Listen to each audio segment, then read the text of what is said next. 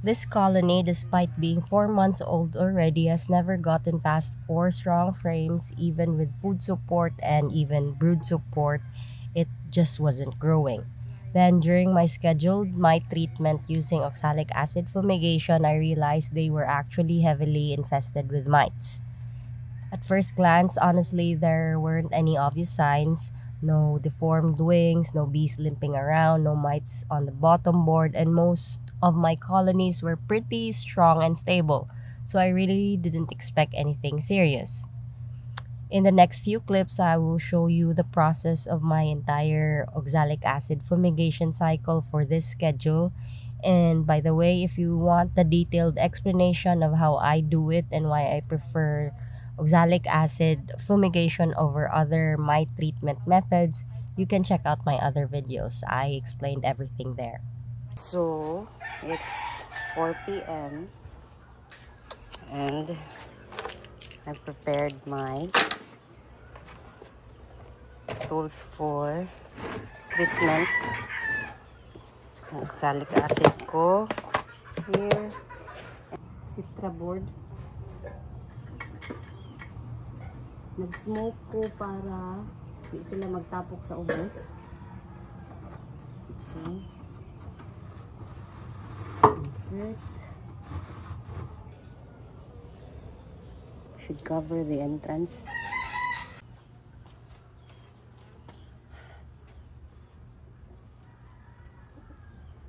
It's not really totally covered. A bit of smoke para mapadapling sila.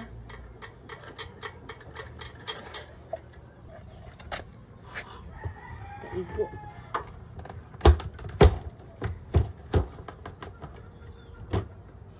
Na. Taka.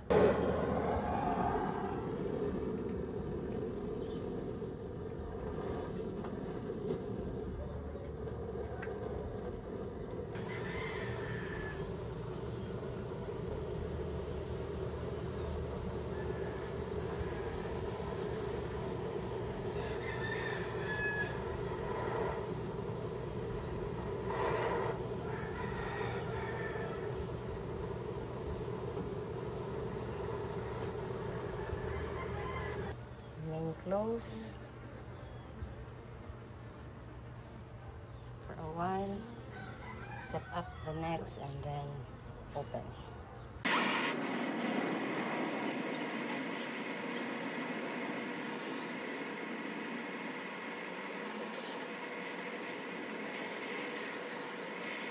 Firm na siya, and let's clean this up and see.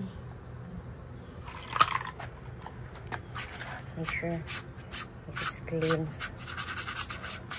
So I still have an extra one set, so use it here. This is 5 frame. Okay, let's do 5 frames. Cover it first. Excuse girls. Cover, cover, cover, cover, cover. Okay. Here. Okay.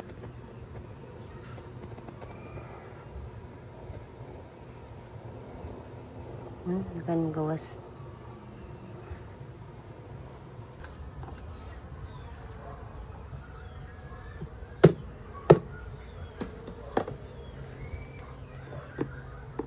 Pwede na kayong pumasok.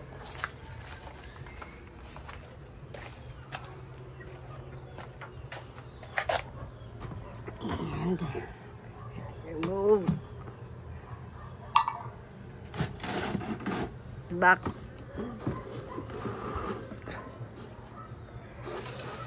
Excuse me. Masakit sa ilong.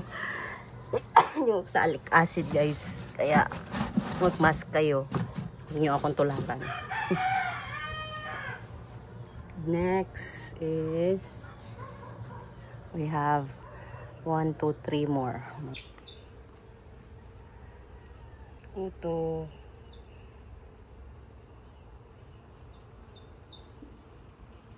Probably 1, 2, 3, 4, 5, 6, 7, 8, 9, 10, 11, 12. Maybe more than 100. Marami din.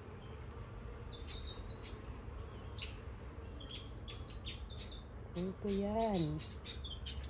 Yan.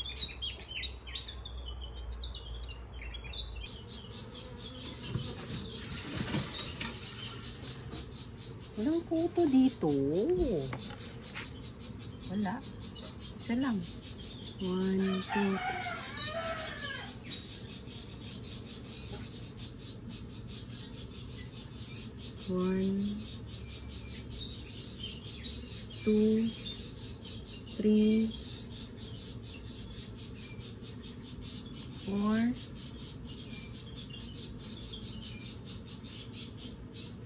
4 lang. Ito, konti lang yata ito dito. Diba? Ito, mas madali dito kasi puti yung background. Yes, there's kuto. Hindi masyadong marami. Kuto.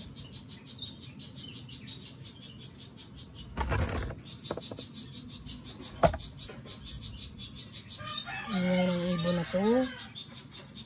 Ito last.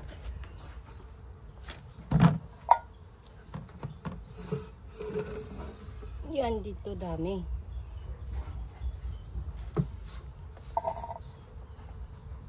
Mas marami dito.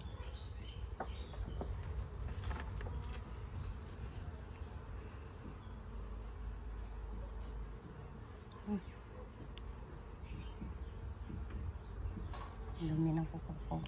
Sorry. 1, 2, 3. Uy, dami dito. Kuto, kuto, kuto. Kuto, kuto, kuto, kuto. Kuto, kuto. Kuto, kuto, kuto. Kuto, kuto, kuto, kuto. Diba dami?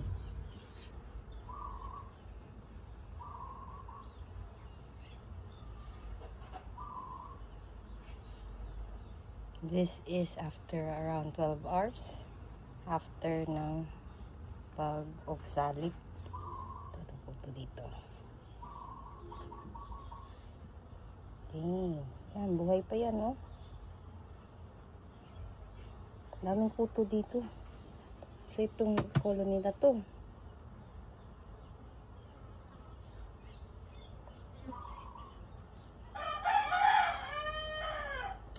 So, we have 4 more dosages left.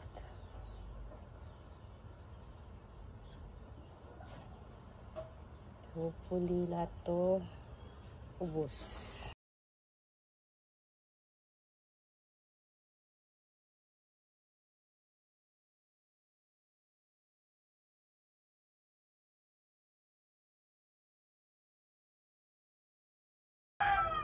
This one. I think this is 5 grams.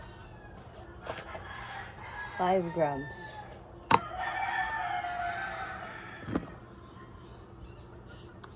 Ten frame colony.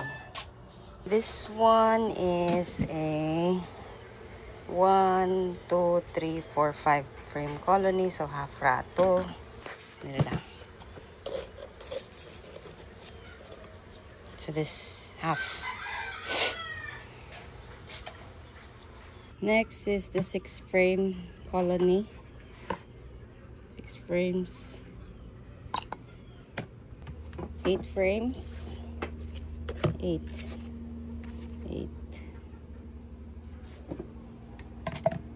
Last one is 5. Tapos ito yung known to have a lot of kuto. 5.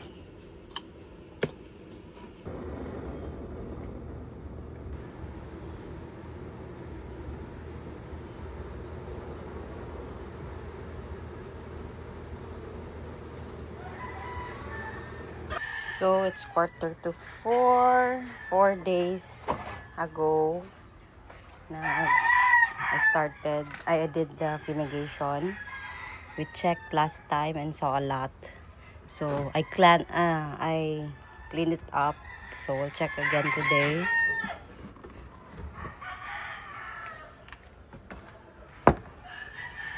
Marami pa din, but yeah, still marami. 1, 2, 3, 4, 5. Buhay pa oh.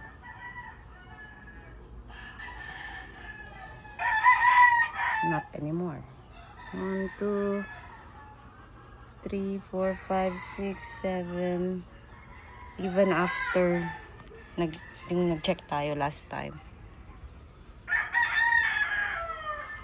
still marami. At time we check 2, konti lang. Tapos nilinisan ko. Anyway, oops. Hello girls.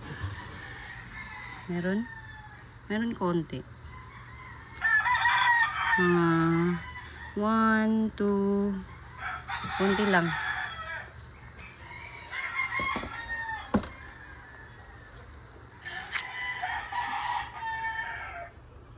One,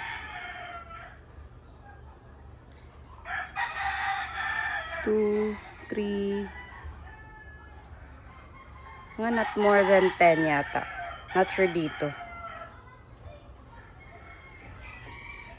Baka meron dito, di ko lang kita. But it's significantly fewer than that na konti lang yung frames. Tapos ito, 10 frames to na may drones pa.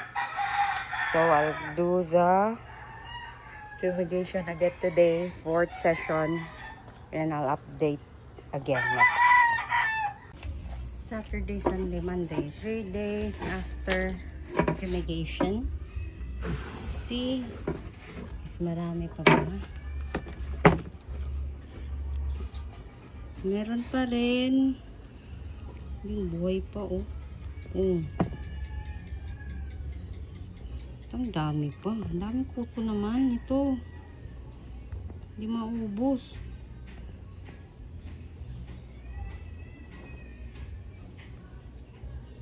One, 2, 3, 4, 5, 6, 7, 8. Yan, gumagalaw pa oh.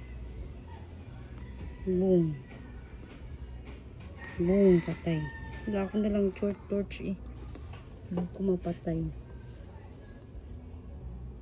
Hindi ko masunog. Ang dami pa rin. Kahit 4th.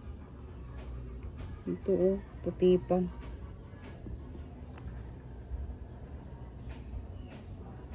Walang di pang irok.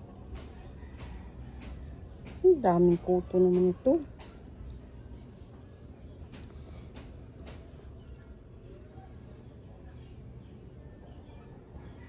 Yan oh, gumagalaw pa oh. Saan yun? Oh, ito oh.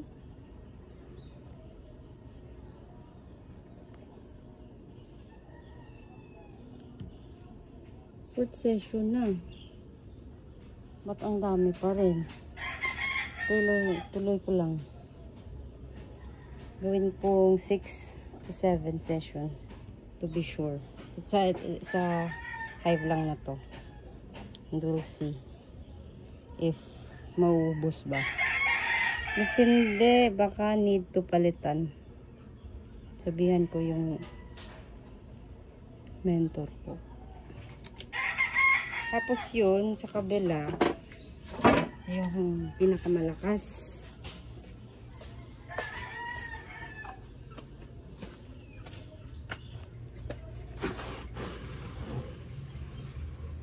Maraming bees. Ha, joke. Wala yun. Tingnan nyo. Wala naman masyadong puto. Ito, dami na nila.